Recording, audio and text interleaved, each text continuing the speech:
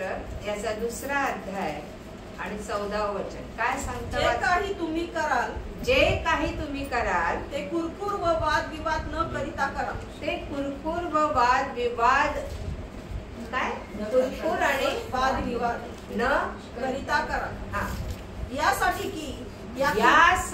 की हा या कुटील व विपरीत पिढीत तुम्ही निर्दोष व निरुपद्रवी अशी देवाची निष्कलंक मुले असे व्हावे. आम्ही देवाची निष्कलंक निर्दोष निरुपद्रवी म्हणजे कोणालाही त्रास न देणारे, कोणालाही इजा न पोहोचवणारे, मग ती मानसिक इजा असो, बौद्धिक असो, शारीरिक असो, असे आपण निष्कलंक निर्दोष निरुपद्रवी मुले देवाची व्हावी. काय करू नका? आणि वाद विवाद न करता. फार महत्वाची गोष्ट आहे.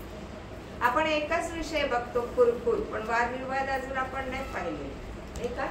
आणि गेल्या आठवड्यात आपण पाहिलं की इस्रायल लोकांनी कशा कशासाठी कुरकुर केली, कोण सांगेल? खाण्यासाठी. फर्स्ट पहिली कुरकुर त्यांची काय होती? निर्गम 14 मध्ये. आणि का होती? कुरकुरीमध्ये पेशन्स नाही, पहिली गोष्ट. आमेन. आणि कुरकुरीमध्ये दुसऱ्यांबद्दल मनात परिचितपणा निर्माण होतो. तोंडावर नाही बोललो तरी माग बोलणं, याला काय म्हणतो आपण? कुरकुर केली. कुरकुर म्हणजे काय? एखाद्याबद्दल बोलणं, ते चांगलं असो अथवा वाईट असो. चांगलं बोलणं म्हणजे कौतुक करणं वेगळी गोष्ट, म्हणजे खरं असलं तरी आपण ते बोलू. आणि ती सकाळपासून बिना नाश्त्याचं गेलं 2 पर्यंत मी चिडले म्हणजे त्याला कुरकुर म्हणत नाहीत ना. नाही, रास्त आहे. तर मला नाश्ता केला नाही, एवढा वेळ गेला बाहेर म्हणून मी चिडले, त्याला ते म्हणतात कुरकुर केली. कळवलं नाही का? नाही, म्हणजे चिडीला आणलं. That is wrong. नो. घरातला माणूस काळजी आपल्याला काय काळजी वाटते? घरातलं भांडण इथं का वेशवर धुवायचे? अच्छा, त्यांनी तुमचं शंका निरसन केलं की ज्याला मी कुरकुर नाही केली. ते बरोबर आहे. सांगण्याचं तात्पर्य, पहिली कुरकुर कशामुळे केली इस्रायल लोकांनी? कबरा. काय काय होती ती गोष्ट? की इस्रायल लोक तांबड्या समुद्राकडे येऊन थांबले, मुक्काम केला.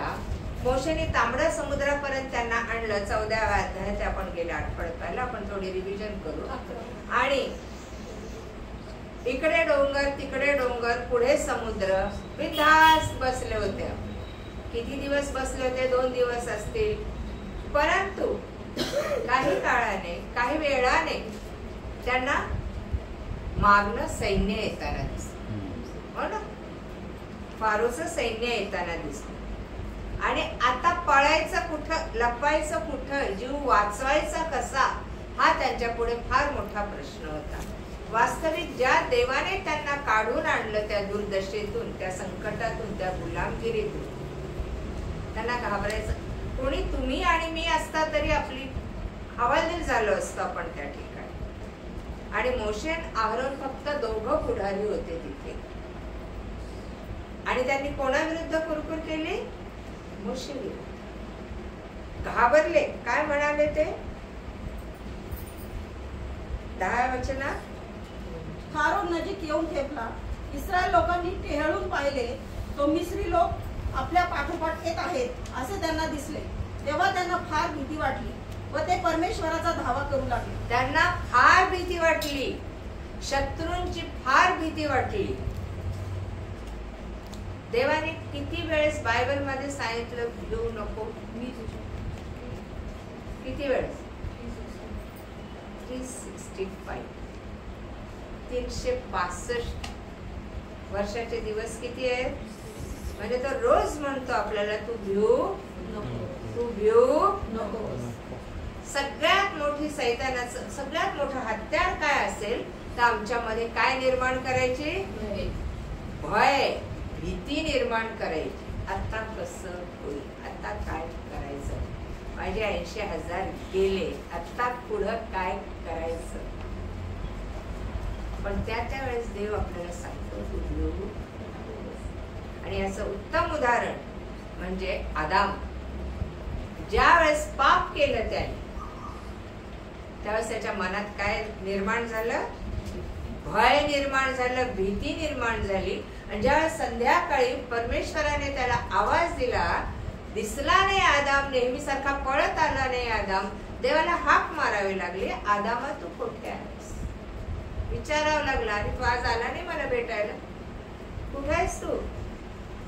मी तुझा आवाज ऐकला परमेश्वरा, तेव्हा मी भिवून झाडांमध्ये लपलो, झाडांच्या मागे लपलो. असं त्याच बघा बरं. उत्पत्तीचा ग्रंथ 3रा अध्याय. मला काय उत्तर दिलं आदामाने. तो म्हणाला, मी मागे तुझा आवाज ऐकला तेव्हा मी नग्न आहे म्हणून भिवून लपलो. मी बागेत तुझा आवाज ऐकला तेव्हा मी नग्न आहे म्हणून काय भिवून लपलो.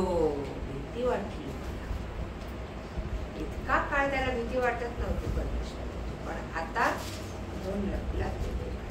आणि जेव्हा शत्रू आला त्यावेळेस इस्रायल लोक भ्याले, भीती वाटली आणि परमेश्वराचा काय करू लागले, धावा तर करू लागले, प्रार्थना तर जबरदस्त करतात अगदी न चुकता वेळच्या वेळेला.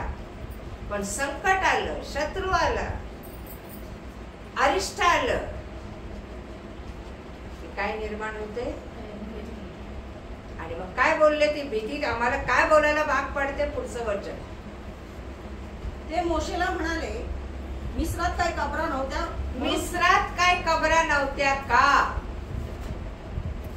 म्हणून तू आम्हाला येथे रानात मरायला आणले.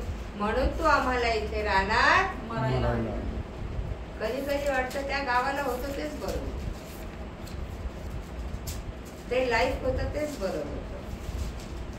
या लाईफ मध्ये फार चाच पडून जगावं लागतं आम्हाला, नाही का. नवीन जीवनात हे करायचं की नाही, ते करायचं की नाही, तेव्हा बिनधास्त करतो भीती. मिस्रात काय कबरा नव्हत्या. कशाची काळजी पडली त्यांना, मेलो तर पूर्ण कुठं. एक तर माहिती आहे देवाची लेकरे, परमेश्वर आहे आमच्या बरोबर, पण मरणाचं भय, मेलं कुठं पुरणार आम्हाला. तिथं चांगल्या कबरा आहेत, पिरामिड्स आहेत, मसाले लावून आम्हाला टाकला असता.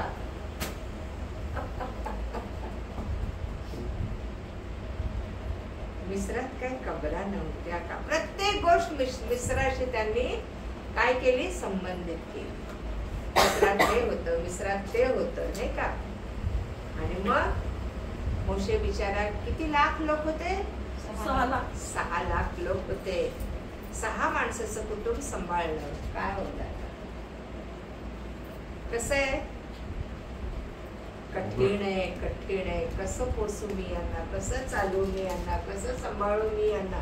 6 लाख लोकांचं कुटुंब मोशेला परमेश्वराने दिलं, कारण त्या मोशेवर परमेश्वराचा विश्वास होता की तू यांना सोडून आणशील आणि यांना रानात चालवशील. आमेन.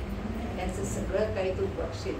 तेव्हा जेव्हा आमच्यावर एखादी जबाबदारी देतो ना, त्यावेळेस असं समजू नका की आता यांचं कोण करणार आणि यांचं किती करायचं.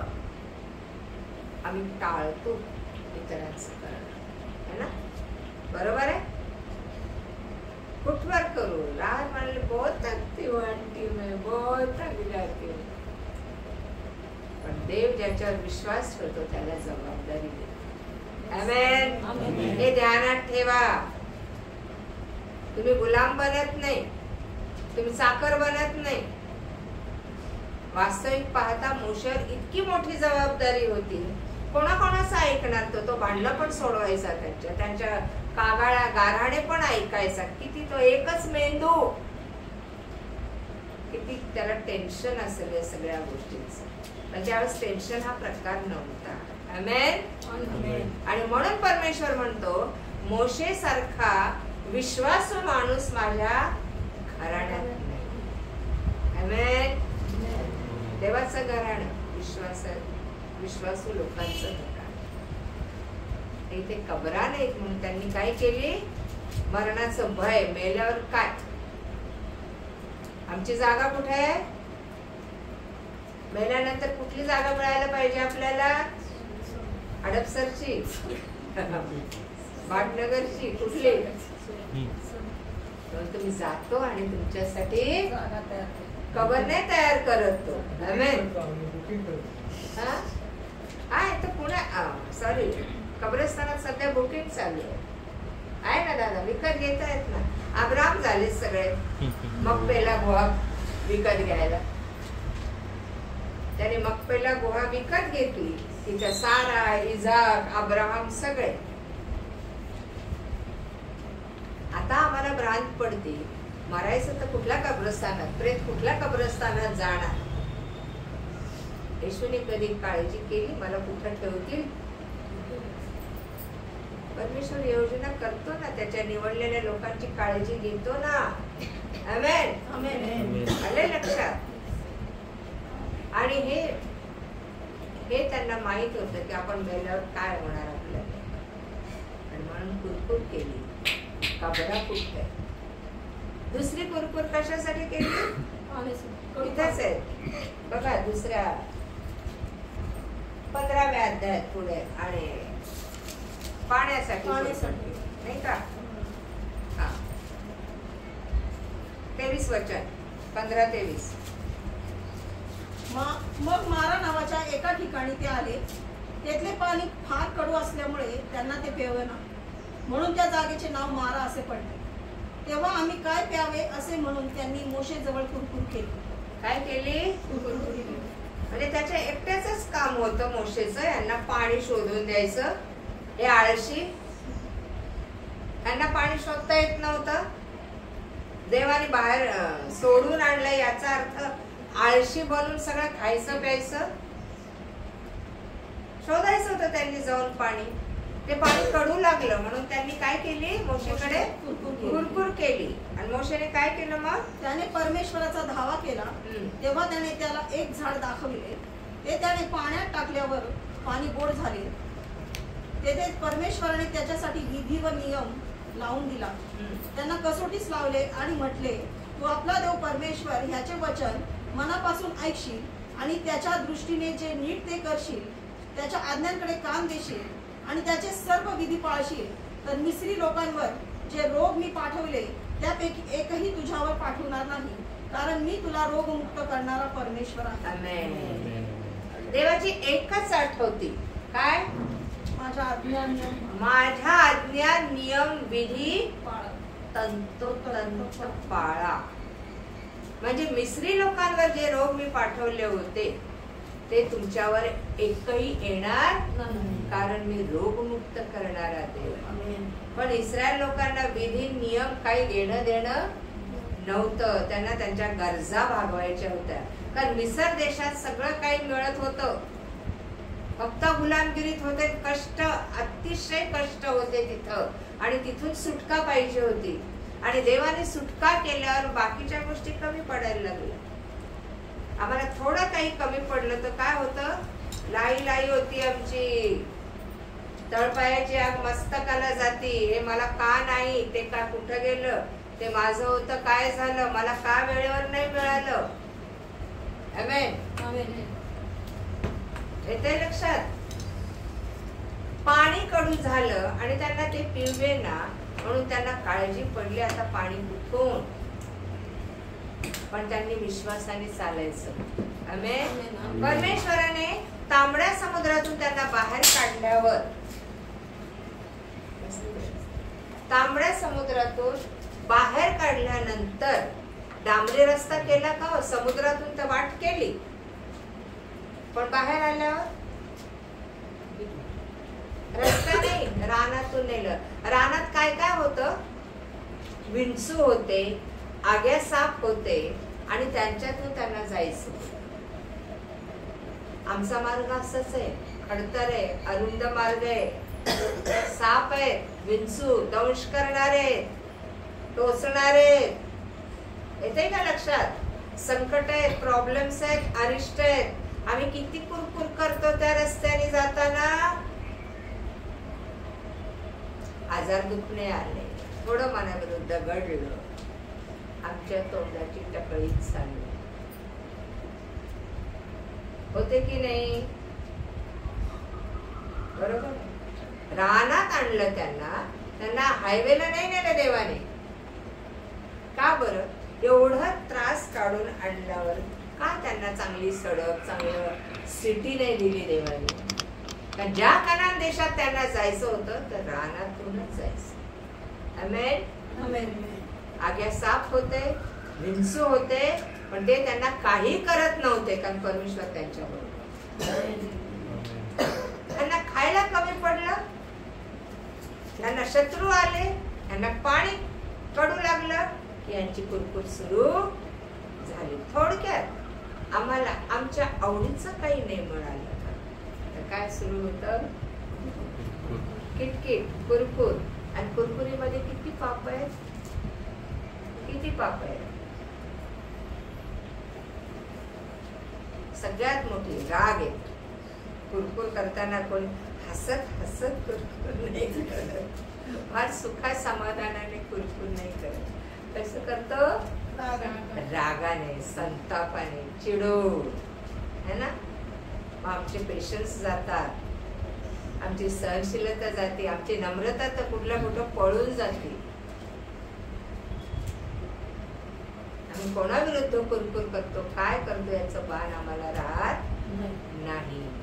बसताना, उठताना कळणं म्हणजे काय?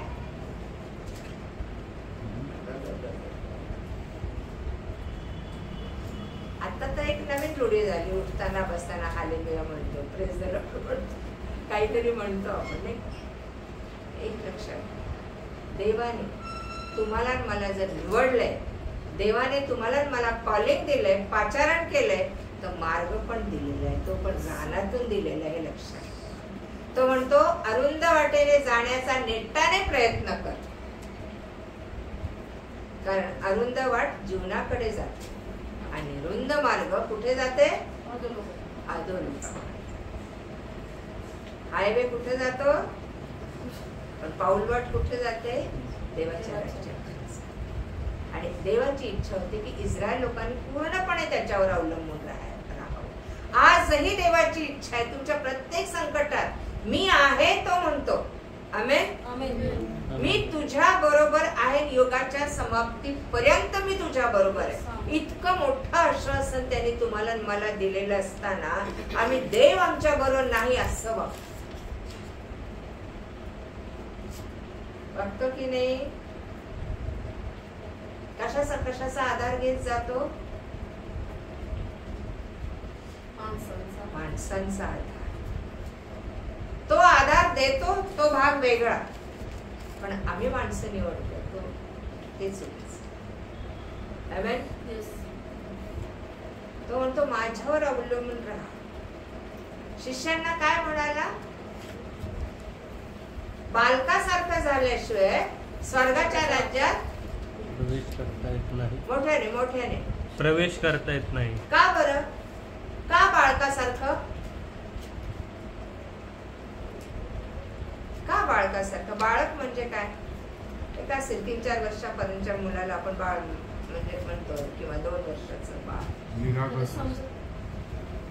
निरागस असतं. अजून पेरेंट्स पे ही बाई फार तयार होते. बाई नाही, सॉरी, मी कालच तिला बोलले, तुझ्या मम्मीशी मी काल कोणावर अवलंबून नसतं बालक? जोपर्यंत ते तरुण होत नाही तोपर्यंत आई बापांवर अवलंबून. आई बापांचा हात धरून चालत असतात. आई बाप जे सांगतील ते करत असतात. कोणी म्हणेल की पापी नसतं लहान लेकरू, सगळ्यात पापी लहान लेकरू. हट्टीपणा, स्वार्थीपणा, आरडाओरडा करून कसं मिळवायचं हे त्याला माहिती. मोबाईल पुष्कळ आपण युट्यूब वर पण पाहिलं, लहान बाळाच्या हातातून मोबाईल घेतला तर किती ऍड करतात ते दिलं तर आपण म्हणतो निष्पाप आहेत लेकरं, पण सगळ्यात स्वार्थी लहान लेकरं, वात्रट, स्वार्थी. आताच्या पिढीला तर कुठील पिढी म्हटलेली, प्रकाशाच्या पुत्रांपेक्षा हुशार आहेत असं म्हटलेले आताचे लेकर. हुशार म्हणजे चांगल्या अर्थाने बोललेले नाही. सो हे सांगायचं की बालकासारखं झाल्याशिवाय स्वर्गाच्या राज्यात प्रवेश नाही. म्हणजे तुम्ही पूर्णपणे माझे बालक आहात ना, माझे लेकर आहात ना, तुम्ही माझ्यावर अवलंबून असा. भले त्याला किती वेळ लागतो. फार सुंदर उदाहरण सुंदर म्हणजे अब्राहम. किती वर्ष अवलंबून राहिला? 25 वर्ष. 75 वर्षी दर्शन दिल्यावर पुढचे 25 वर्ष. योग कोणावर अवलंबून होता? काय खटाटोप केलं त्यांनी स्वतःला बरं करण्याचा? पाऊल आणि सिलास तुरुंगात होते, कोणावर अवलंबून होते? त्यांनी वकील लावला, जामीन दिला, वशिला लावला, तुरुंगात. योसेफ तुरुंगात होता जुन्या करारात. हे माझ्या बापाला निरोप करा ना, कुणीतरी बोलवा ना, तो धार्मिक आहे, प्रार्थना तरी करत. आम्ही धडा व्हॉट्सअप वर टाकलं असतं, प्रे फॉर मी, प्रे फॉर मी, प्रे फॉर मी. तो त्या तुरुंगातही असतो. आमेन. तो त्या अब्राहमाजवळ पण होता. Praise God. अब्राहम एकटा नव्हता. ज्यावेळेस देव बाबा मला बोलवतो, सोडून आणतो, त्याने सोडून आणलं रे आपल्याला. तारणाचं कुंपण टाकलेले आपल्या भोवती, हे तर माहितीये का?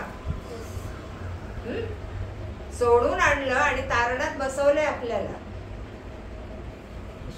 तरी भय जात नाही आमचं, कुरकुर जात नाही आमची, आमचं संकट जात नाहीत आमची. त्याने त्याचं काम केलं. परमेश्वराने जसं इस्रायल लोकांना सोडून आणलं, येशूने सैतानाच्या बंधनातून, मृत्यूच्या बंधनातून, पापाच्या गुलामगिरीतून सोडून आणलं. पण आणले की नाही? त्याने सांगितलं ना, अरुंद वाटेने रानातून जायचंय, हायवे नाहीये तुमच्यासाठी. पाऊल वाटेने कसं जायचं असतं? 4 व्हीलर.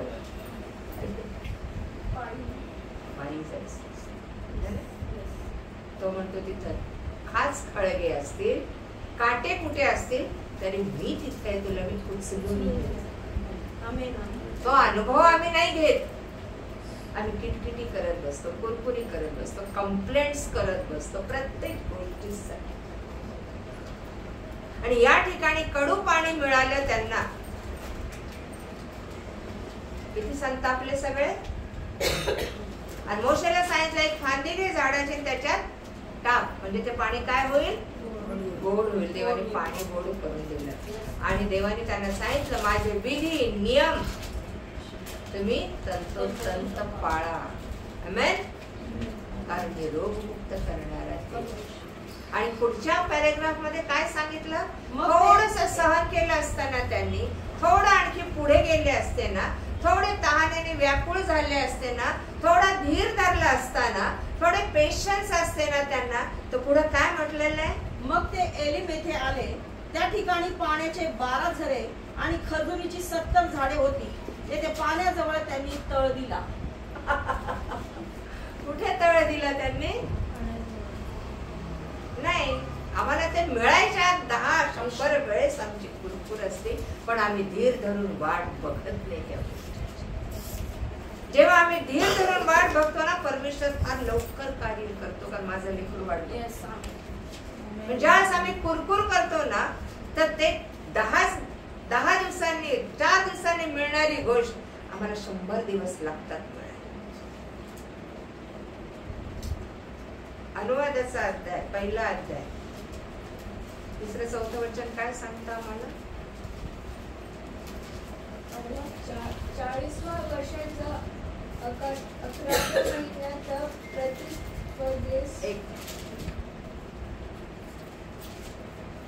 दुसरं वर्ष अनुवाद 1-2. होरेबा पासून सेईर डोंगराच्या मार्गे कादेश म्हणण्या 11 दिवसाच्या वाटेवर आहे. हा, किती दिवसाच्या? 11 दिवस. हा. तांबड्या समुद्रातून निघाल्यानंतर कनान देश किती दिवसांच्या वाटेवर होता? म्हणजे तिथं पोहोचायला किती दिवस लागणार होते? 11 दिवस. त्यांना लागले किती दिवस? 40. आमचा एखादा प्रॉब्लेम सुटायला किती वर्ष लागतात? किती दिवस लागतात? काही कधी वाचलंय का? 11 दिवस, 2 आठवड्याच्या वाटेवर होत. हो ना? परमेश्वर घेऊन चालला होता. आहे त्या परिस्थितीला निभावून नेणं परमेश्वर शिकवत होता. तिथे सहनशीलता शिकवत होता. देवावर अवलंबून राहणं शिकवलं जातं. त्या संकटांमध्ये विश्वास शिकवला जातो. आपल्याला पेशन्स शिकवले जातात. धीर शिकवला जातो. आमेन.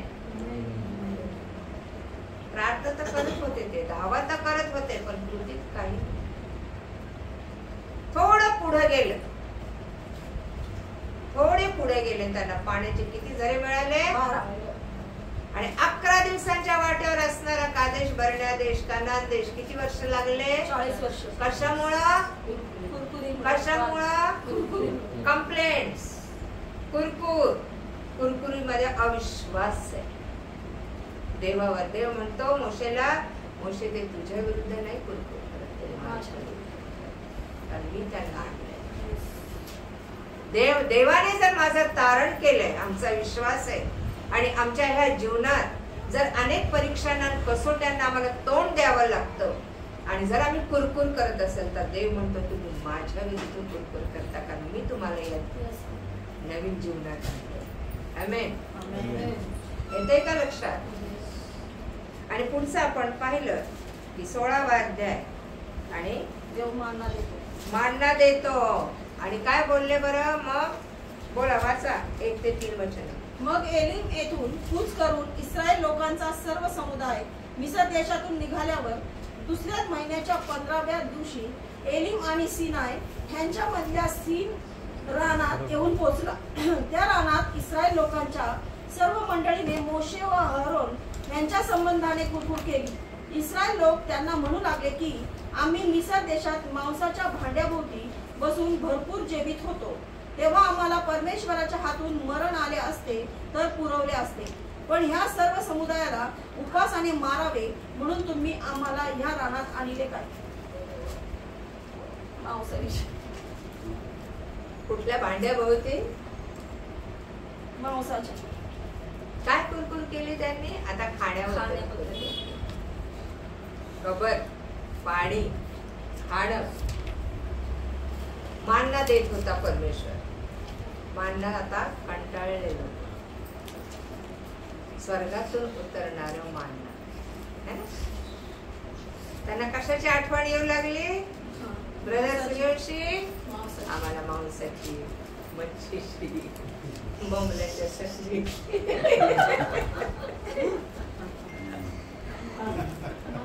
आजच राहू आठवला त्यांना. आजच राहू आठवलाय. राहू काय? माशाचा प्रकार. राहू का काय? राहू म्हणतात. सो ते भांड्याच्या भोवती काय करत होते? मिस्र देशात भांड्याच्या भोवती बसून मांस खात होते, यथेच्छ जेवत होते. पण आता देवाच्या राज्यात त्यांच्या आवडीचं जेवण त्यांना मिळत नाही. आणि ही गोष्ट खरी आहे. ज्यावेळेस आमचं परिवर्तन होतं, ज्यावेळेस आम्ही बाप्तिस्मा घेतो, ज्यावेळेस आमचं समर्पण होतं, आम्ही देवाला शरण जातो, आम्ही आमचे राहत नाही हे लिहून घ्या. तिथे आमची आवड, आमची निवड, आमची इच्छा, आमची भावना मेलेली असते. तिथं येतं देवाचं जीवन. Praise God. देवाचा आत्मा, देवाची आवड निवड आणि देवाची इच्छा. येशू पण म्हणतो जसा स्वर्गात तसं पृथ्वीवर तुझ्या इच्छेप्रमाणे हो. आणि आम्हाला काय वाटतं? आमच्या जिभेचे चोचले आहेत, आमच्या आवडीप्रमाणे आम्हाला मिळावं. जे आहे ते त्याच्या दयेनेच मिळतात. आज रस्त्यावरच्या भिकारी म्हणणं सुद्धा गुन्हा आहे, त्यांना बिचाऱ्यांना मिळत नाही. आमेन. Praise God. आमच्या समोर चांगलं ताट असलं तरी आम्ही म्हणतो हे का नाही त्याच्यात, ही भाजी का नाही त्याच्यात, आमक का नाही त्याच्यात. अरे देवाच्या दयेने ते मिळालेलं, काय कोणी आणलं? कोण नाही. देवाच्या दयेने आमच्या समोर ताट येतं, देवाच्या दयेने आम्हाला छप्पर मिळतं, देवाच्या दयेने आम्हाला कपडे मिळतात, देवाच्या दयेने आम्हाला आमच्या गोष्टी तो त्याच्या इच्छेप्रमाणे नवीन जीवनात देत असतो. हे लक्षात घ्या. आम्ही पापाला मेलेलो, आम्ही पापाला मेलेले आहोत आणि ख्रिस्तामध्ये नवी उत्पत्ती आहोत. आणि वचन सांगता आत्म्याच्या प्रेरणेने आम्ही कसं चालतो. आत्म्याची प्रेरणा काय करायची. आम्ही मांसाच्या भांड्यात भोवती बसून खात होतो. काय कुरकुर ही मिसळतच ना. पुढचं वचन काय सांगतं. 4, 5. तेव्हा परमेश्वराने मोशेला म्हटले, पहा मी आकाशातून तुम्हासाठी अन्नवृष्टी करीन आणि लोकांनी बाहेर जाऊन एका एका दिवसाला पुरेल इतके जमा करावे. कुठलं वाचते त्याच्या अगोदर ना इस्रायल लोक 16 वाद्य. तेच आहे. 16 वाच. 4थं वचन वाच. हा, पण ह्या सर्व समुदायाला उपासाने मारावे म्हणून तुम्ही आम्हाला या रानात आणले काय. आता ते उपाशी होते का. ते उपाशी ठेवल का आपल्याला. चटणी भाकर का होईना आमच्या पोटाला आधार मिळेल. हो ना. चटण्या नसल्या की मागायचे, चटणी दे ना, चटणी दे ना. चटण्या आल्यावर दुसरं काही नाही का खायला. चटण्याच दिला देत आहे. येते का लक्षात. कंटाळले ते देवाच्या मार्गाला. अनुवादाचं पुस्तक याचा 11वा अध्याय. परमेश्वर त्यांची कुरकुर ऐकून कोपला त्यांच्या. आमच्या कुरकुरी मग आमच्या खाण्यासाठी असो, आमच्या परिस्थितीसाठी असो, आमच्या जॉब साठी असो, कशासाठी पण असो, देवाने दिलेल्या गोष्टी. अधिकारी सुद्धा कोणी दिले. येस. येते लक्षात. तो अधिकारी असा, तो साहेब तसा, त्याने असं केलं आणि तू तुझं काम नीट कर ना. देवाने ठेवलेला आहे तुझ्यावर तो अधिकारी. आमेन. सहन करून तुझं काम काय आहे. अनुवाद 11, 1 ते 5. परमेश्वराची महती म्हणून तू आपला देव परमेश्वर ह्याच्यावर प्रीती करावी आणि त्याने तुला एक मिनिट.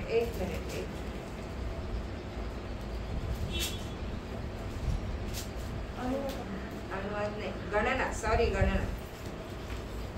गणनाचा 11वा. परमेश्वर मांस देण्याचे आश्वासन देतो. परमेश्वर मांस देण्याचे आश्वासन वाचा. मग लोक संकटात सापडल्यासारखे कुरकुर करू लागले. कशात सापडल्यासारखे. संकटात सापडल्यासारखे काय कुरकुर करू लागले. ते परमेश्वराच्या कानी पडले. ते ऐकून परमेश्वराचा कोप भडकला आणि त्याच्या अग्नीने त्यांच्यामध्ये पेट घेऊन छावणीच्या हद्दीवरचे काही भाग भस्म केले. तेव्हा लोकांनी मोशेकडे ओरड केली, तेव्हा अग्नी शमला.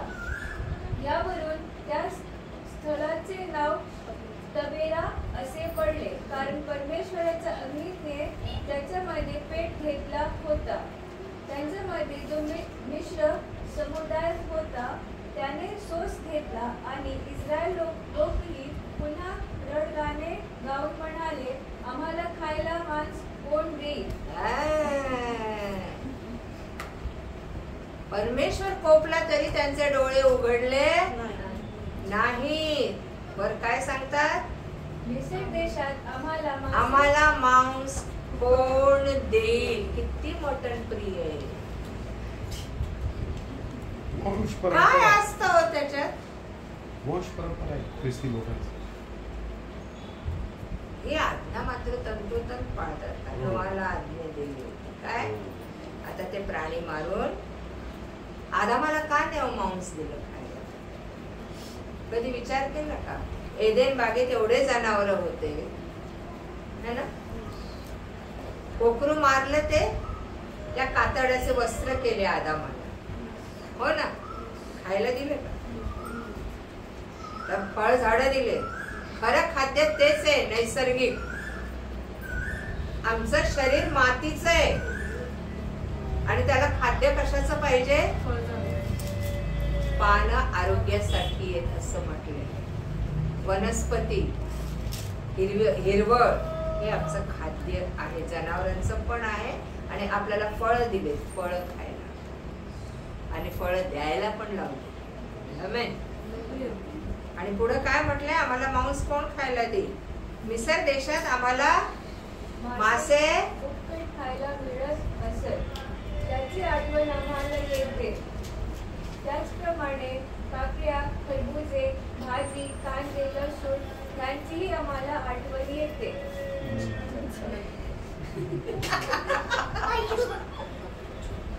ओ पाळक साहेब बसा ना, बसा बसा.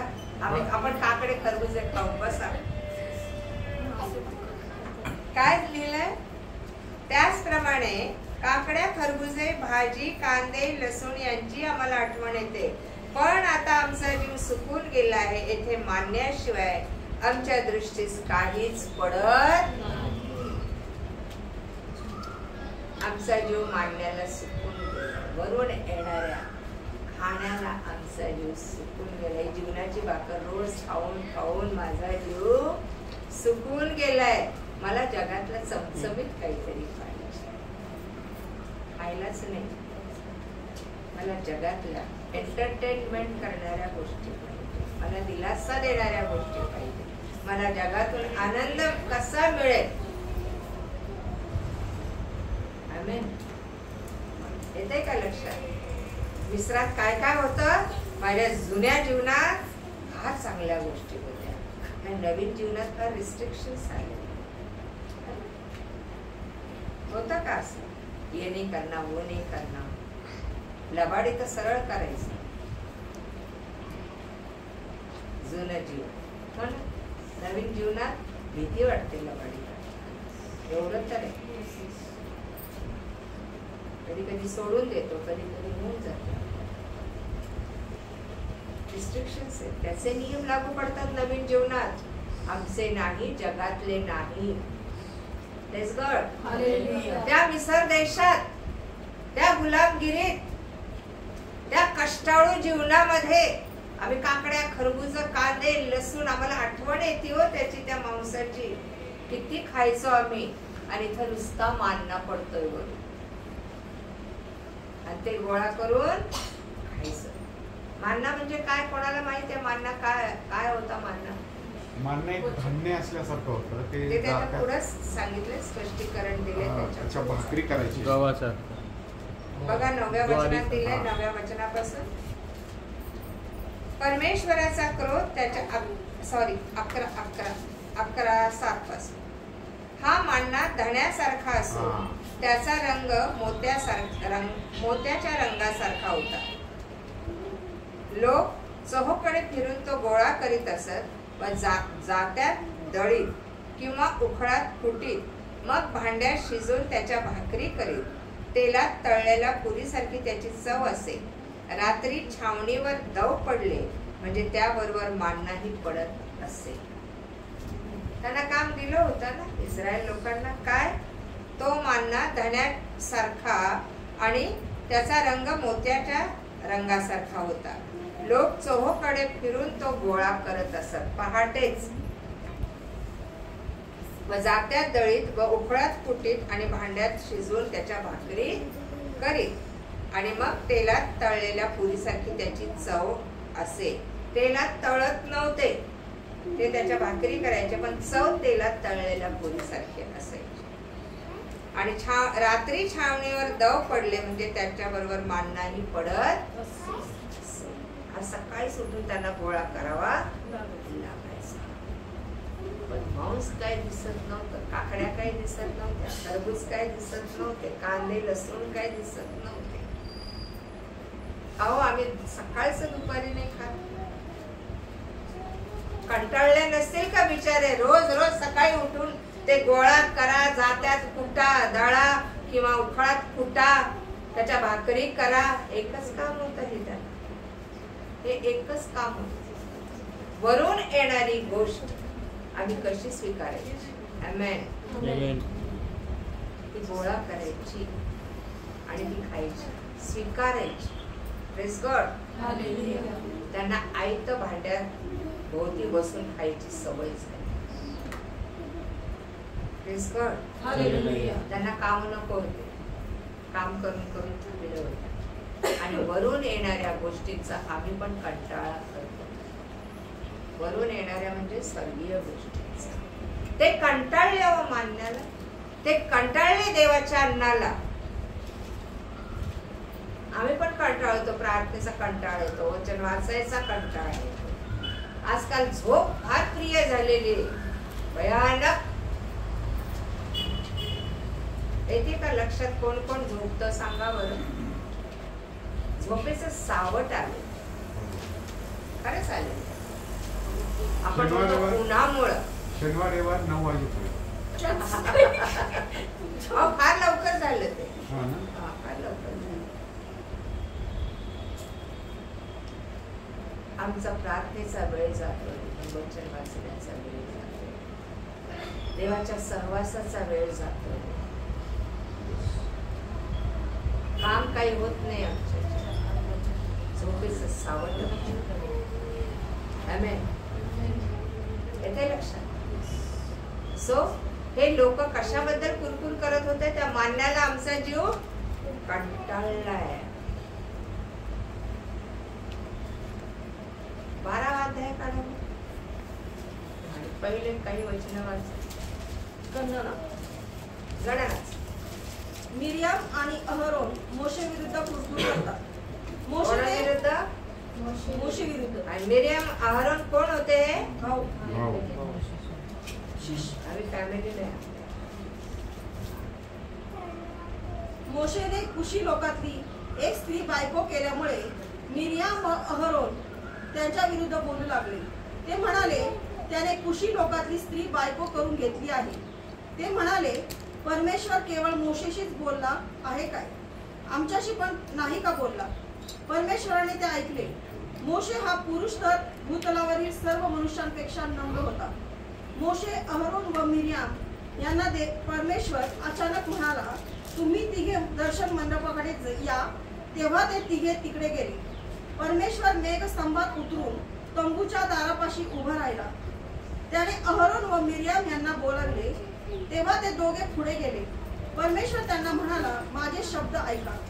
तुमच्यामध्ये कोणी संदेष्टा असला तर मी त्याला दृष्टांतात प्रगट होत असतो आणि स्वप्नात त्याच्याशी भाषण करीत असतो.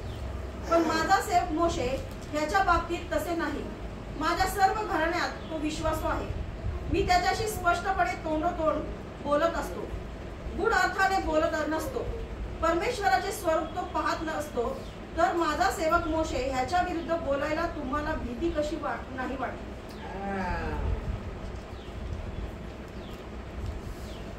माझा सेवक मोशे याच्या विरुद्ध बोलायला तुम्हाला भीती कशी वाटली नाही? देवाचा महान सेवक. आमेन. आणि त्याने काय केलं? लग्न केलं. कुशी वंशातली बायको. आणि कोणाला राग आला? अहरोन आणि मिरियामला. सख्या बहिणी. मिरियाम ही ज्यावेळेस तांबड्या समुद्रातून बाहेर आले इस्रायल लोक, तेव्हा म्हटलेले मिरियम डफ घेऊन नाचत होती सगळ्या लोक समुदायाच्या. आणि ती संदेष्टी होती. येतंय का लक्षात? आणि तिने काय केली? तिने आणि अहरोनाने कुरकुर केली आणि ते मोशेच्या विरुद्ध बोलू लागले. कारण त्याने कुशी लोकातली स्त्री बायको करून घेतली. आणि म्हणाले, फार मोठा संदेश आहे ना, देव ह्याच्याशीच बोलतो, आमच्याशी नाही बोलत का? म्हणजे सांगण्याचं तात्पर्य हा एवढा मोठा आहे, याला कळत नाही का तो काय करतो. पण देव म्हणाला माझ्या सेवकाचा जाब मी घेईन. तुम्ही त्याच्या विरुद्ध बोलणारे कोण? आमेन. येते लक्षात. आपण पुष्कळदा ही गल्लत करतो. मोठमोठे सेवक आहेत, लहान सेवक आहेत. अनुभव येणं खूप गरजेचं आहे, खरे का खोटे. परंतु कोणाविरुद्ध बोलणं, घेऊन बोलणं. अनुभव वाईट येतात पुष्कळ जणांचे, आपल्या काही जणांचे चांगले पण येतात. पण देव म्हणतो त्याने जे केलं त्याचा जाब मी घेईन. तुम्हाला कोणी त्याच्या विरुद्ध बोलायला सांगितलं? कारण त्याने जे काम केलं, इस्रायल लोकांची सुटका केली, त्यांना सोडून आणलं, इतक्या लोकांचं पालन पोषण केलं, सांभाळलं त्यांना, आणि त्याच्यासारखं एक फार मोठी साक्ष दिली. 7वं वचन. पण माझा सेवक मोशे ह्याच्या बाबतीत तसे नाही. माझ्या सर्व घराण्यात तो विश्वासू आहे. हा 6 वचनापासून वाच. परमेश्वर त्यांना म्हणाला, माझे शब्द ऐका. तुमच्यामध्ये कोणी संदेष्टा असला तर मी त्याला दृष्टांतात प्रगट होत असतो आणि स्वप्नात त्याच्याशी भाषण करीत असतो. पण तुमच्यात कोणी संदेष्टा असला तर मी संदेष्टाशी कसा बोलतो? स्वप्नाद्वारे किंवा दृष्टांताद्वारे. हा 7वं वचन. पण माझा सेवक मोशे ह्याच्या बाबतीत तसे नाही. माझ्या सर्व घराण्यात तो विश्वासू आहे. माझ्या सर्व घराण्यात तो काय आहे? विश्वासू आहे. त्याच्या बाबतीत तसं नाही, कारण देव त्याच्याशी कसा बोलायचा? समोर असतो. आमेन. स्पष्टपणे तोंडोतोंड बोलत असतो मी त्याच्याशी, गूढ अर्थाने बोलत नसतो.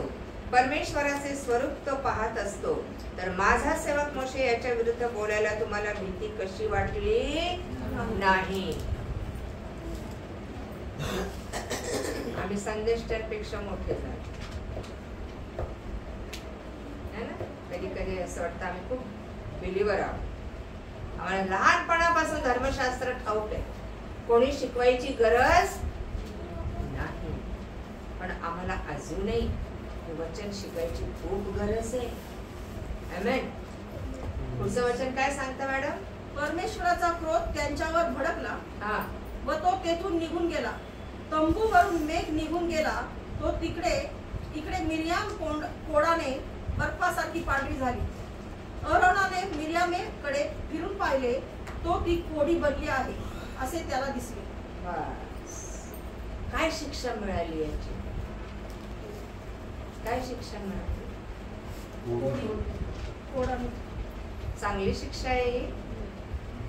मग देवाच्या सेवकांविरुद्ध बोलणं.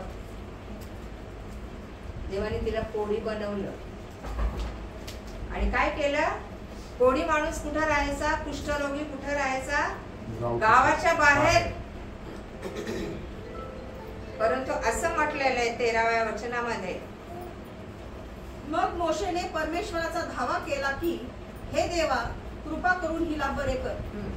पण परमेश्वर मोशेला म्हणाला, तिचा बाप तिच्या तोंडावर केवळ थुंकला असता तरी तिला 7 दिवस लाज वाटली नसती काय? म्हणून 7 दिवस तिला छावणी बाहेर कोंडून ठेव, नंतर तिला आत आणावे. त्याप्रमाणे मिर्यामेला 7 दिवस छावणी बाहेर कोंडून ठेवले. तिला छावणीत परत आणीपर्यंत लोकांनी कूच केले नाही. यानंतर हसेरोत येथून कूच करून त्यांनी पारानाच्या रानात डेरे दिले. फक्त भावाविरुद्ध बोलले.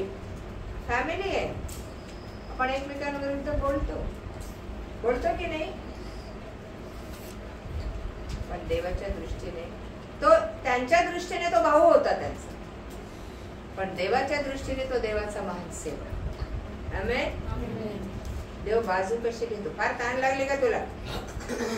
हा,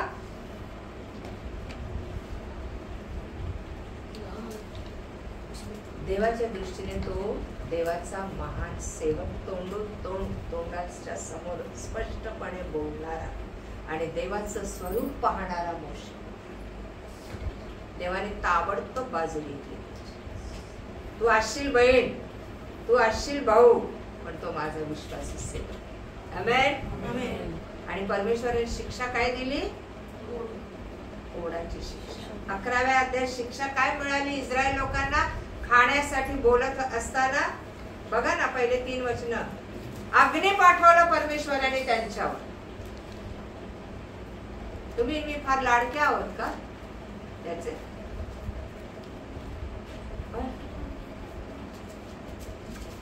आम्हाला शिक्षा मिळतात पण आम्हाला समजत आम्ही कोणाविरुद्ध बोलतो, काय बोलतो. देवाच्या सेवकांविरुद्ध अपशब्द काढू नका. तो लहान असो किंवा मोठा असो, देवाचा त्यांनी चुका केलेल्या असो अथवा केलेल्या नसो, त्यांना जज करायचा अधिकार तुम्हाला मला नाही. परमेश्वर पाहून घेतो. तो माझा सेवक आहे, मी बघून घेईन त्याचं काय करायचं. देव पक्षपाती नाही. एक चूक मोशेने केली, रागाने काठी दगडावर मारली. देव म्हणाला फक्त लाव काठी किंवा बोल. तुमच्यासाठी आम्ही खडकातून पाणी काढावं काय? देव म्हणाल तू काढतोस का? इथं पण देव मोशेच्या विरोधात पक्षपात करत नाही. देव त्याची शिक्षा काय मिळाली त्याला? वचनदत्त देशात तो जाऊ शकला, कनान देश तो पाहू शकला. त्याने दिलेली शिक्षा वेगळी, तुम्ही मी लोकांना दिलेली शिक्षा, तुम्ही मी लोकांचे वाभाडे काढणं वेगळं. येते लक्षात? आम्हाला शिक्षा मिळते. मग ती तो सेवक लहान असो नाही तर मोठा असो.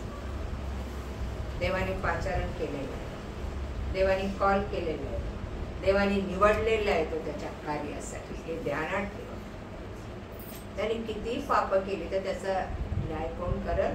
परमेश्वर. आम्ही पाप करत नाही का? आम्ही फसवत नाही का? आम्ही लबाड बोलत नाही का? आम्ही निंदा करत नाही का? आम्ही कुटाळा करत नाही का? मग दुसऱ्यांनी केल्यावर त्यांना दोष देणं योग्य आहे का? इथेही शिकवण.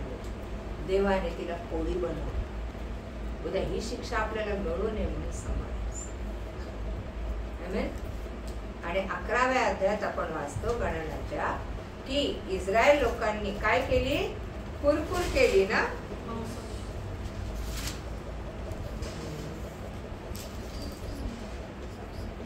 काय काय केलं? काय पाडलं? वाचा ना मग. मग लोक संकटात सापडले. मोठ्याने मॅडम.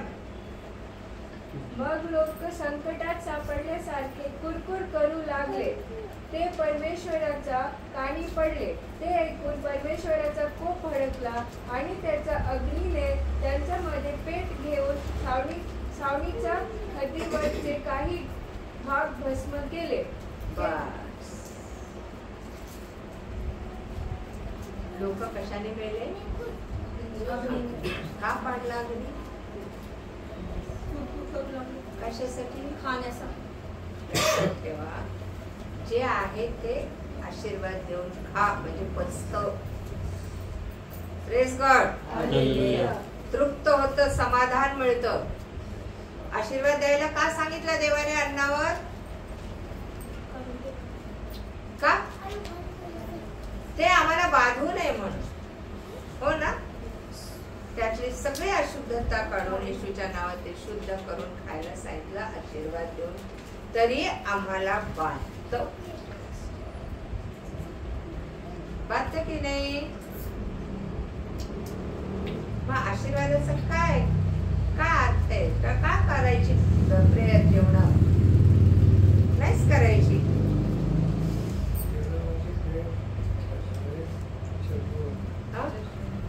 का करायचं?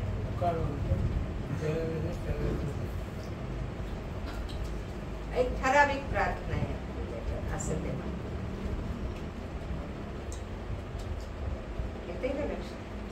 देव जे अन्न देतो ते त्याच्या दयेमुळे. मला सांगा, एलियाने किती कुरकुर करायची होती?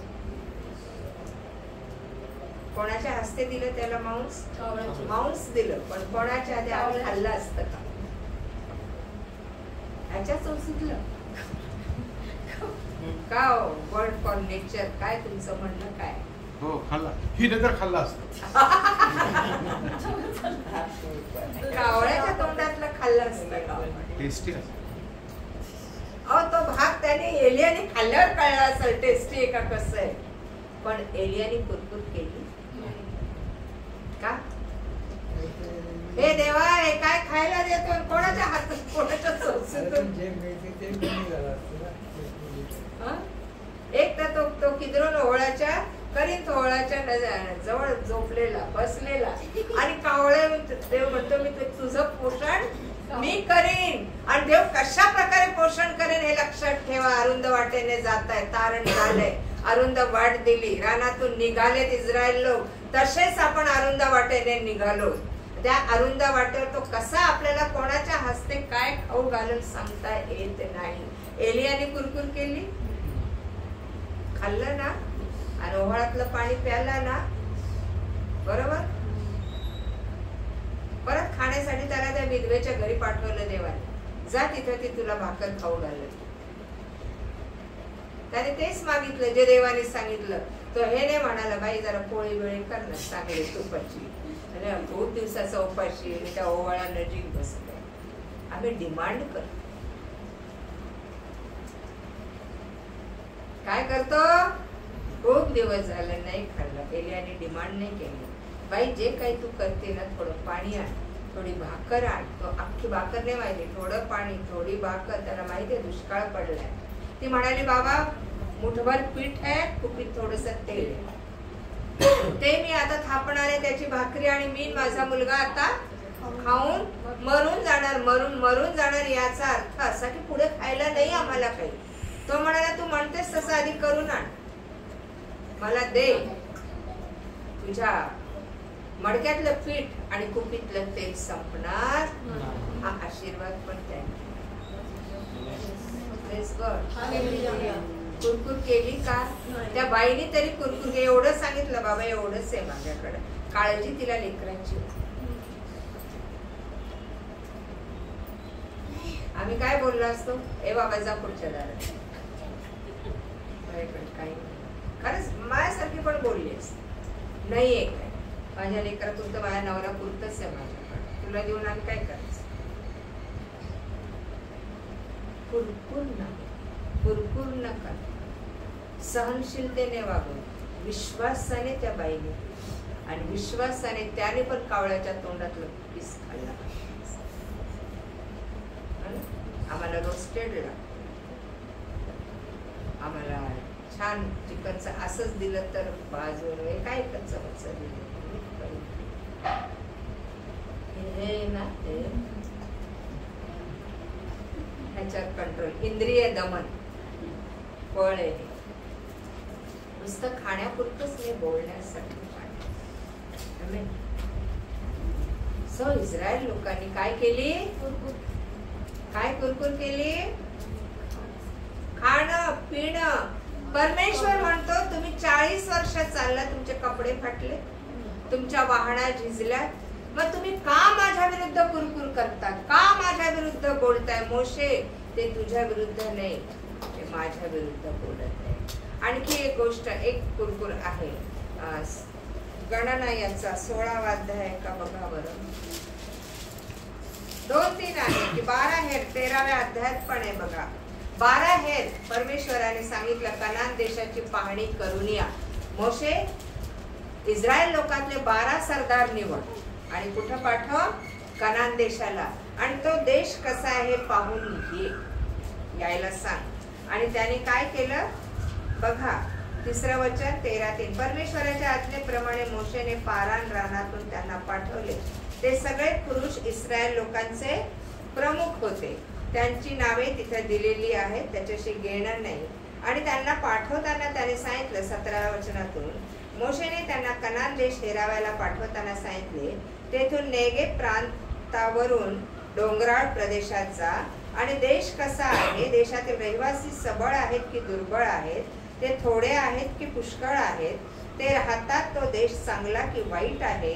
हे त्यांच्या वस्तीची आणि त्यांच्या वस्तीची नगरे छावणी वजा आहेत की तटबंदीची आहेत, तसेच तेथील जमीन सुपीक आहे का नापीक आहे, त्या झाडे झुडपे आहेत की नाही हे पाहून या आणि हिंमत धरा व त्या देशातली फळे घेऊन या. ते दिवस द्राक्षाच्या पहिल्या बाराचे.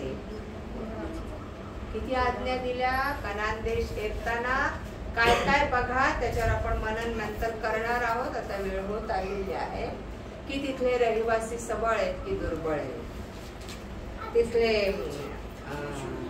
काय आणखी तो चांगला आहे का वाईट देश आहे, छावणी वजा आहे का तटबंदीचा आहे, जमीन सुपीक आहे का नापीक आहे, तिथले झाडे झुडपे आहेत का, तिथली फळे घेऊन या. आम्हाला हे लागू पडतं. तुम्हाला मी निवडलं यासाठी की तुम्ही जाऊन काय द्यावं, फळ द्यावं आणि तुमचं फळ तुम्ही काय द्यावं, काय द्यावं, फळे घेऊन या. तुमची फळे मला पाहिजे. आमेन. Praise God. त्यांना ते चेक करायला आणि चेक करून आल्यानंतर आपण बघूया. ते सगळं चेक करून आले हा. आणि आपण 30व्या वचनापासून वाचूया. 13-30. तेव्हा मोशे समोर लोकांना शांत करून कालेब म्हणाला, आपण त्या देशावर आत्ताच्या आत्ता हिंमत धरून चढाई करून जाऊ आणि तो घेऊ, कारण तो जिंकण्यास आपण पूर्णपणे समर्थ आहोत. पण जे पुरुष त्यांच्याबरोबर गेले होते ते म्हणाले, त्या लोकांवर स्वारी करण्यास आपण मुळीच समर्थ नाही, कारण ते आपल्याहून बलाढ्य आहेत. त्यांच्याप्रमाणे जो देश हेरून ते आले होते त्याविषयी इस्रायल लोकांना त्यांनी अनिष्ट बातमी दिली. ते म्हणाले, जो देश फिरण्यासाठी आम्ही गेलो होतो तो तेथील रहिवाशांना ग्रासून टाकणारा आहे. तेथे आम्ही पाहिलेले सर्व लोक मोठे व धिप्पाड आहेत. तेथे नेफिलीम म्हणजे नेफिली घराण्यातील अनाकाचे वंशज आम्ही पाहिले. त्यांच्या पुढे आम्ही स्वतःच्या दृष्टीने टोळासारखे दिसलो आणि त्यांनाही तसेच वाटले. 14, 1, 2, 3. तेव्हा सर्व मंडळीने गळा काढून विलाप केला आणि लोक रात्रभर रडले. सर्व इस्रायल लोक मोशे आणि आरोन यांच्या विरुद्ध कुरकुर करू लागले. सर्व मंडळी त्यांना म्हणाले, आम्ही मिस्र देशात मेलो असतो तर बरे झाले असते, किंवा ह्याच रानात मेलो असतो तरी बरे झाले असते. तलवारीने आमचा निपात व्हावा म्हणून परमेश्वर आम्हाला ह्या देशात का नेत आहे. आमच्या बायका मुलांची लूट होईल. आम्ही मिस्र देशात परत जावे हेच बरे नव्हे का. 4थं वचन. ते आपसात म्हणाले, आपण कुणाला तरी पुढारी करून मिस्र देशाला परत जाऊया. आमेन. काय झालं, परमेश्वराने देश ठेरायला सांगितले आणि 12 जण इस्रायल लोकातून प्रमुख निवडले इस्रायल लोकांचे, आणि त्यांना मोशेने पाठवलं आणि सांगितलं तिथले लोक कसे आहेत, तिथले नगर कसे आहेत, तिथली जमीन कशी आहे, आणखीन बरंच काही सांगितलं. आणि तिथले फळं घेऊन या. आणि ते गेले आणि येताना द्राक्षाचं मोठं फांदी तोडून आणली त्यांनी. फळं चांगले, देश चांगला आहे, हे सगळं सांगितलं. आणि 30व्या वचनात कालेब आणि यहोशुआ म्हणाले, तो देश जिंकण्यास आपण समर्थ आहोत, कारण परमेश्वर आपल्याबरोबर. परंतु बाकीचे लोक काय बोलले, त्यांनी अनिष्ट बातमी आणली. अनिष्ट म्हणजे वाईट बातमी आणली. काय बातमी होती, ते लोक मोठे धिप्पाड आहेत. ते लोक कसे आहेत. 31 वचन. पण जे पुरुष त्यांच्या बरोबर गेले होते ते म्हणाले, त्या लोकांवर स्वारी करण्यास आपण मुळीच समर्थ. आपण तसेच. सैतान फार मोठं, संकट खूप मोठं आहे. हे होणं शक्य नाही. मला हे जिंकता येणार नाही. मला या संकटावर मात करता येणार नाही. मला या आजारावर मात करता येणार नाही. माझ्या समोर हे आपण जिंकण्यास कसे आहोत, असमर्थ. त्यांनी काय सांगितलं, बाकीच्यांनी, या दोघांनी काय सांगितलं, ते जिंकण्यास आपण समर्थ आहोत. तो देश कारण परमेश्वर आपल्या बरोबर आहे. बाकीचे 10 जण काय म्हणाले? नाही नाही नाही नाही, तो देश आपण जिंकू शकत नाही. आमची परिस्थिती असते, आम्ही संकटांना घाबरतो, आम्ही लोकांना घाबरतो, आम्ही जादूटोणा करणाऱ्यांना घाबरतो. घाबरता की नाही? देवऋषी जरी जवळून गेला तर थरकाप. अरे त्याला जिंकायचंय तुम्हाला. कनान देशात जाऊपर्यंत किती राष्ट्र होते माहितीये का तुम्हाला? काढा अनुवाद 7वा अध्याय, पटपट काढा. मला टाइम सांगा सर. 7:02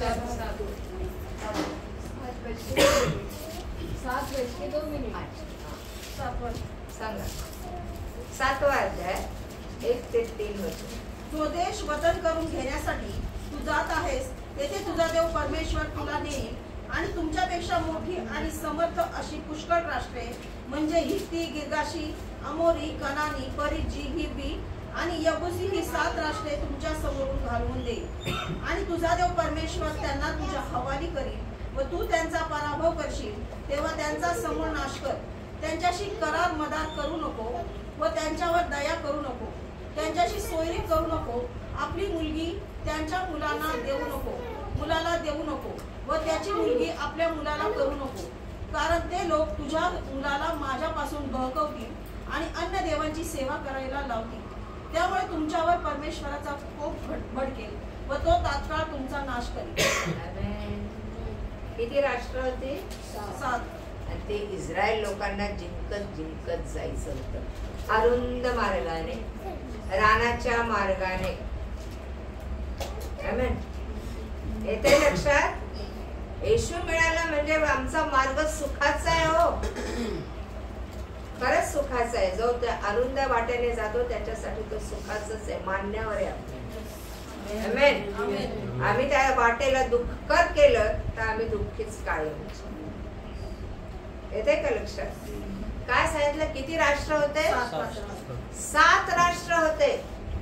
आणि त्या 7ही राष्ट्रांना तुम्हाला जिंकायचंय. मी तुमचा देव परमेश्वर तुमच्या बरोबर आहे. इस्रायल लोकांना देव बोललेला आहे. तरी इस्रायल लोक म्हणतात तो देश जिंकण्यास आपण असमर्थ आहोत.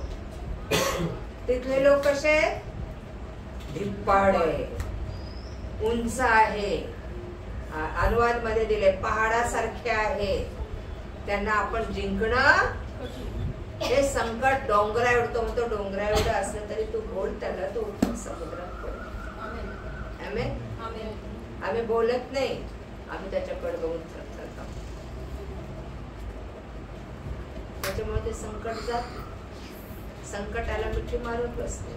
संकट सोडून देते, धमकावत नाही, काढत नाही. किंवा त्या संकटात परमेश्वराशी विश्वासू राहत नाही. तो संकट दूर करणार आहे. तिथले लोक कसे आहेत? धिप्पाड आहेत, बलाढ्य आहेत. त्याचप्रमाणे आणि तो देश हेरण्यासाठी आम्ही गेलो होतो. तेथील तो देश रहिवाशांना ग्रासून टाकणारा आहे. आणि आम्ही पाहिलेले सर्व लोक धिप्पाड आहेत. तेथे नेफिलीम आणि नेफिली घराण्यातले अनाकाचे वंशज आम्ही पाहिले. त्यांच्या पुढे आम्ही स्वतःच्या दृष्टीने टोळासारखे दिसलो आणि त्यांनाही तसेच भासलो.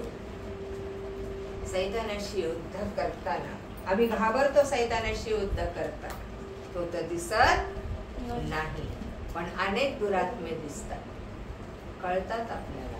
अशुद्ध शक्ती कोणामध्ये कशी कार्य करते आपल्याला कळते. आपला अविचार पण अशुद्ध आत्मा. आमचं वागणं कधी कधी देवाच्या वचनाविरुद्ध होतं, ते सुद्धा अशुद्ध आत्मा आहे. देवाचा आत्मा आम्हाला चुकू देत नाही. देवाचा आत्मा चुकीचा मार्ग दाखवत, देवाचा आत्मा चुकीचं शिक्षण देत नाही. तो सगळे 9 फळं, 9 गुण, 9 दान याचा वापर आमच्या. इथे काय सांगितलं? आम्ही त्यांच्या पुढे कसे दिसलो? टोळासारखे. टोळ पाहिलं का? टोळाला काय म्हणतात? मेंटिस, घोडा, ग्रास हॉपर. इंग्लिश मध्ये ग्रास हॉपर, नागतोड्यासारखा. नागतोडा. नागतोडा बघितला का? कसा असतो तो? हिरवा. हिरवा. हिरवा. छान. अजून अशक्त. अजून काही सामर्थ्य नाही. बरोबर आहे ना? तोंड कसं आहे त्याचं?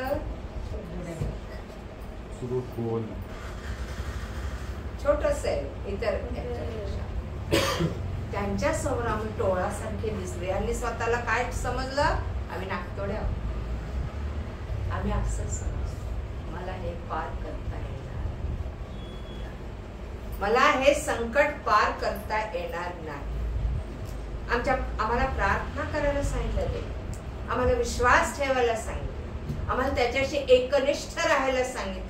आणि सगळं असताना त्याचा आत्मा पण दिला, त्याचं जीवन पण दिलं, त्याचं पावित्र्य, शुद्धता, नीतिमत्व पण दिलं. कशासाठी दिलं? ह्या सगळ्या गोष्टी मला संकट पार करायला मदत करतात. आमेन. जर ह्या गोष्टी माझ्याकडे तर तो माझ्या वतीने लढत असतो. Praise God.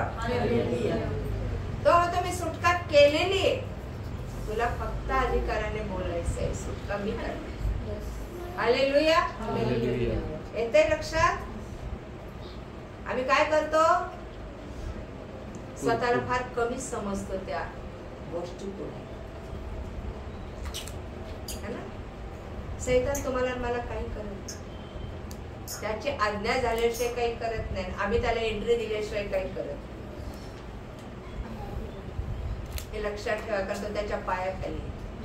त्याने असा पाय केला आणि तुझ्या चुकलो तर तो पाय असा करतो. आम्ही कुठून तरी फटके झटके मिळतात आम्हाला, मग देवाचा दावा करायला तर तो परत येईल पाया. आमचा पश्चाताप सैतानला परत फिरव, आमचा पश्चाताप संकटांना परत फिरव, आमचा कबुली जबाब आमच्यातील आजारांना परत फिरव. आमेन. येते लक्षात? कोणी काही करू देत, 100 लिंब तुमच्यावरून टाकू देत, तुम्ही जिवंत देवाची लेकरं. आज विचार करा, 43 वर्ष झाले इथं किती मांत्रिक येऊन गेले, इथं किती देवऋषी येऊन गेले, म्हणजे अंगात लोकांच्या. माझी टेस्ट घ्यायला तर किती जण तुला बघायला आलं, तुला कशी पुढे पुढे चाललीस, तू काय करतेस. म्हटलं मला नका बघू, माझ्याबरोबर जो उभा आहे त्याला बघा, मी काही करत नाही, करतो तो सगळं काही तो करतो. किती असं व्हायला पाहिजे सांगा. आम्हाला जरा कोणी तू केलं की आम्ही 200 किलोमीटर जाऊन उलट्याच्या पालथे पडतो. का? कारण आम्ही नाकतोडे, आम्ही टोळासारखे. हो ना? लक्षात घ्या, देवाने आम्हाला समर्थ केले, त्याच्या पवित्र आत्म्याने बलवान केले, त्याने आम्हाला त्याची शक्ती दिली, त्याचा पवित्र आत्मा दिला. कशासाठी दिलाय? कशासाठी? खाओ पिओ सगळं. मग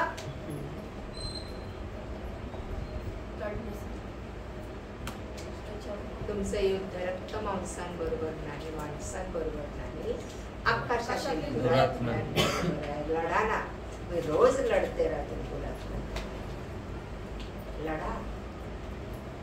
तुम्हाला देवाने निवडलं नुसतं वचन सांगायला नाही, फक्त गाणे गायला नाही, तुम्हाला लढायला योद्धे म्हणून निवडलेलं. तुम्हाला देवाच्या राज्यासाठी लोक जिंकून त्याच्या राज्यात आणायची, यासाठी जगात पाठवले तुम्हाला. काय करतोय आपण? फक्त प्रार्थना, चर्चला जाणं. तो म्हणतो मी मानत नाही त्या गोष्टींना. चर्चला जा, नाही तर नको जाऊ, तो आत्म्याने भर आधी. आमेन. सामर्थ्याने परिपूर्ण हो आधी. तुला मी जग देतो जिंकायला, नुसतं चर्च नाही देत. चर्च मध्ये कोणी कोणाला जिंकत नाही. जिंकत का? सगळे या भ्रमात आहे आम्ही जिंकलेलो, आम्ही सामर्थ्यवान. बाहेर पुष्कळ लोक आहेत ज्यांना जिंकून देवाच्या राज्यात आणायचे. तो म्हणतो जसं पित्याने मला पाठवलं तसं मी तुम्हाला पाठवलं. आमचा वेळ कुठं चालला? आमची शक्ती कुठं चालली, आमचं लाईफ कुठं चाललंय. आम्ही टोळासारखे आहोत, कबराची आवड धरणारे आहोत, मांस मटण खाण्याची आवड धरणारे आहोत. आम्हाला पाणी प्यायचंय, पाणी तर सगळ्यांनाच पाहिजे. आता बाटल्याच्या बाटल्या सगळेजण पाणी, उन्हाळा आहे, प्यायला पण पाहिजे. ते जीवनाचं पाणी तुमच्या माझ्यामध्ये पाहिजे. अनेक जण तो जीवनाचं पाणी, उकळत्या पाण्याच्या नद्या तुमच्यातून वाहतील. पुष्कळ वचन आहेत, अजून 2-3 राहिलेले आपण पुढच्या आठवड्यात. आणि